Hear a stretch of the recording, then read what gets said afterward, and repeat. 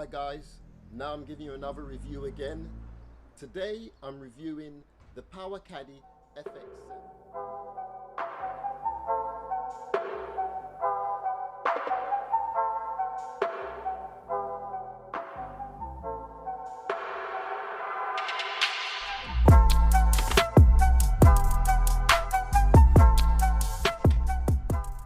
I purchased the fx7, which is made by Powakaddy. Now you have two options in the marketplace. You have either a GPS electric trolley or you have a remote trolley. These are at the end of this, at the upper edge of the scale. Well, fancy English guys, at the top of the scale, let's put it that way. And then you have the entry level ones which don't have a screen, and those tend to retail from about £500. So if you're in the market for an electric trolley, the reasonable ones start about £500 going upwards, and you could spend all the way up to 2,000 plus, depending on what you want. Now I made the decision, I bought this with my own hard-earned cash. I'm not sponsored by anybody, so the review I give you guys is my honest opinion after buying it. Now I'll be upfront with you. I've bought this, I've had it for about a week now, and I'll tell you straight off the bat, I'm sending it back. Why am I sending it back? Because I realized for me, I probably need the remote version. This is well built. There's so many fine and fantastic things about it. But when I'm on the golf course, which you'll see in this video, I realize that had I spent an extra £100 and bought the remote version, that would be a better option for me. Now, the three main players in the market, or the four main players in the marketplace that I've come across are one Powakaddy, Motorcaddy, MG Zip, and Smart Tech or something like that. But they're at the top end of the scale, beyond my pay packet. So I didn't even consider them. That's why I can't even remember the name or spell it properly. So I bought this. This is £800. I could have gone for the remote version, which is not made by Powakaddy, which is made by Motorcaddy, and their cheapest one is £899. Now, these prices might sound expensive. I totally agree. But one thing I've learned in life is what is expensive to one person is cheap to another. Now, for somebody like me, it is expensive. So I'm telling you that up front. But as I know, there's many of you guys out there that are lottery winners and millionaires, so you might not be in the same boat as me. So this was a serious decision that I had to make, and one that I had to choose wisely. And I think I chose the wrong one. Okay, so I'm going to take you through it. Please watch this video. Tell me what you think. What's your opinion? Do you prefer GPS or do you prefer a remote trolley? Let me know. Tell me in the comments, guys. What would you have got? The Powakaddy comes in this box that we've got here, just yellow and black. It's a reasonable size. It's not too heavy. I was able to carry it in from the door. Once you open the box, you can see that it's well packaged. I was quite excited to open it and see what was in there. You've got the instructions, which I'm having a look at now, and there's all bits and bobs in there. There's just really two screws to put the actual caddy together. The wheels will need to be put on, but that's just a matter of it clicking in. Now I will do a separate unboxing video for those that want to see it in detail, but this is just really a summary at this point. This is what the Powakaddy looks like before it's assembled. That is the main component, so the wheels will just need to go onto that, and the front wheel has two screws, so that's the only thing that you need to screw in. It doesn't take long to finish assembling the Powakaddy, and now you can see I'm just putting the battery in.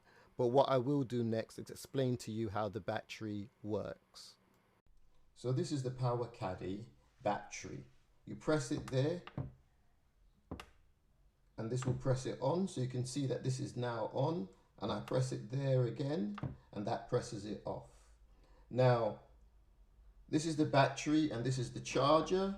It's a 3-pin charger, so you can see you've got black, red, and grey. That plugs into the back of this device here.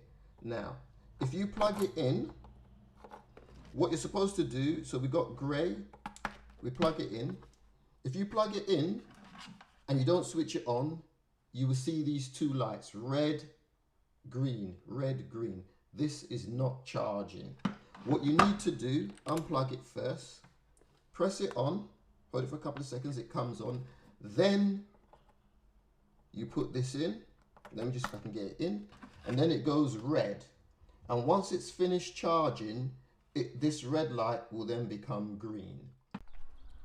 The key features about the Powakaddy is that it's got GPS. So if you want a scorecard and you don't want to open your phone, then this is the ideal caddy for you. Also, if you're somebody that is a bit worried about using a remote control, then this is the ideal trolley for you. I read some of the reviews as to why people bought the GPS version. They bought it because they felt more comfortable with it and they didn't want to be pressing a button. I took the trolley to one of my favorite golf courses, which is Rickmansworth golf course, and funny enough, I was lucky that they actually gave me a comp to play there, so thank you very much to the manager at Rickmansworth Golf Club.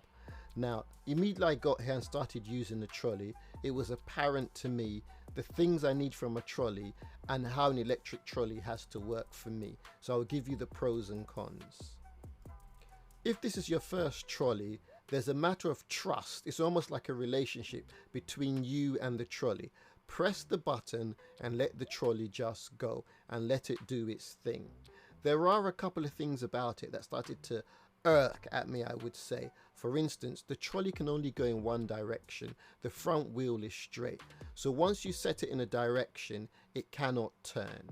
So you have to decide, 1, what speed do I want the trolley to go at? 2, how far do I want it to go? This is a choice you'd have to make. The trolley had no problem climbing up this hill.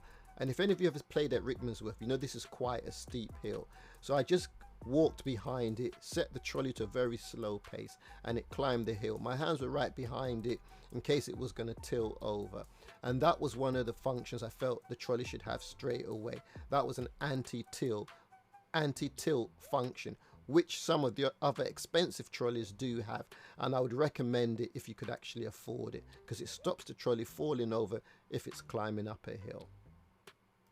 The second part of that story is going down a hill. So the trolley I bought had a feature called EBS, and all the trolleys have their own terminology, but it's the same thing. Essentially what it means is when the trolley is going downhill, it won't accelerate in speed. But there's a caveat with that. Depends on how steep the hill is, and they still recommend that you should hold the actual trolley.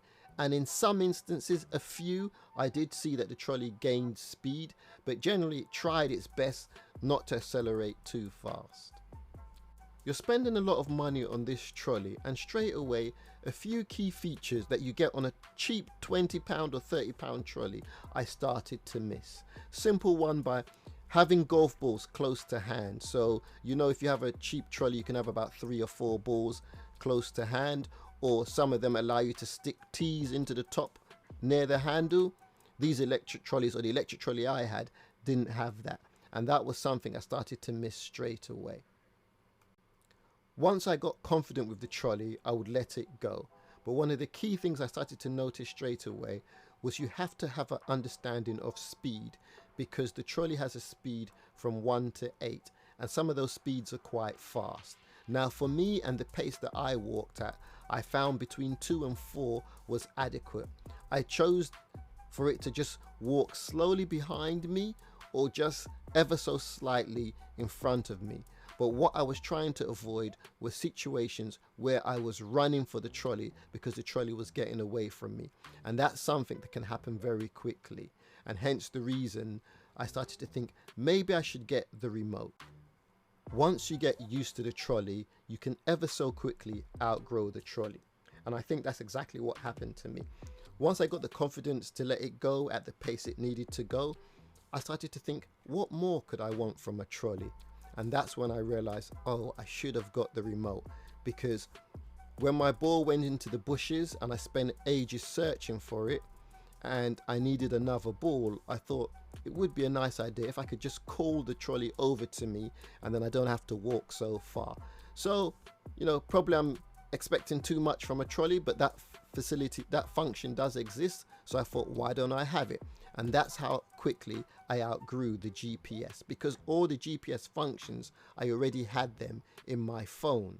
So it wasn't like it was something I didn't have, but the remote was something I couldn't get anywhere.